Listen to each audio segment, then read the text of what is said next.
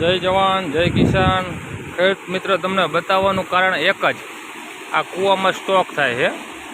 કૂવામાં કોઈ જાતનું આપણે આવક નથી પાણીની, આમાં સ્ટોક કરી બે મોટરથી। પછી આ લાઈન દેખાય ને તમને, અહીંયાથી ઉપાડે ટપકમાં, ત્યાંથી 35 વીઘામાં ધક્કો મારે। અહીંયાથી 35 વીઘાનો વહીવટ થાય।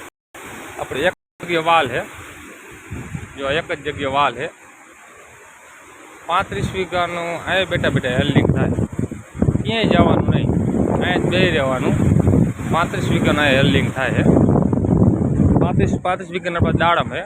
આ બેસવાનો આ ખાટલો આપણો આરામ, આ આંબલીના સાંજે બેસીને અહીંયા વહીવટ કરી પ્રેશર ના તે જે કાંઈ છે તમને બતાવવાનું મેન કારણ એ છે, કૂવામાં પાણી નાખે ડાયરેક્ટ આપણે ધક્કો મારી શકીએ, પણ એ નહીં કરવાનું। કારણ કે કૂવામાં ચેકડેમમાં આરસીસીના ટાંકામાં સ્ટોક કરવાથી પછી ઉપાડવાથી ફાયદો શું? એક તો મોટરમાં સબમર્સમાં ડાયરેક્ટ ગરમ પાણી આવે, બરાબર? એ ગરમ પાણી આવે ને ઘણું બધું નુકસાન કરે મૂળને, મૂળ ડેવલપમાં કેવરાવે, ગરમ પડે, બરાબર?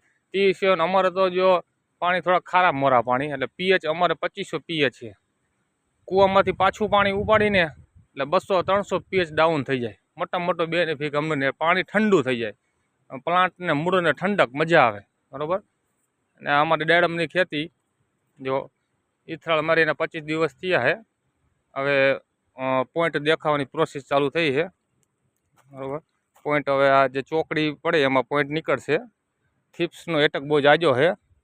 નોર્મલ સ્પ્રે ચાલુ કર્યા છે, સીધા હાઈ સ્પ્રે તો લેવાય નહીં। હાઈ સ્પ્રે લઈ તો પછી પ્લાન્ટ એકદમ ઝેરીલો થઈ જાય, મધમાખી ન આવે। મધમાખી ન આવે એટલે તો ખેડૂત કાંઈ લઈ જ ન શકે, મને એટલી ખબર પડે છે મારો 7 વર્ષના અનુભવ મુજબ।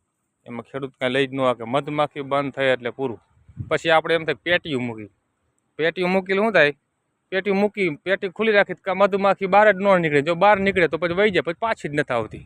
આવે અમુક ટકાવારી પાછી આવે, એટલે આ જો આવી રીતના પોઈન્ટ નીકળે, જો આ પોઈન્ટ નીકળો, આંગળી અડાડ્યું, આ પોઈન્ટ આવી રીતના પોઈન્ટ નીકળ જવું થશે। હજી તો 10 દિવસ પછી પોઈન્ટ દેખાડશે। અમારી આ દાડમની ખેતી છે, 35 વીઘામાં દાડમ છે। મેં તમને એક આ ટપક એક જ જગ્યાએ નવી ટપક બેસાડતી, એક જ જગ્યાએ વાલની સિસ્ટમ કરી, જેટલી સિસ્ટમ વાપરશી એટલી ખેતી કરવાની મજા આવશે।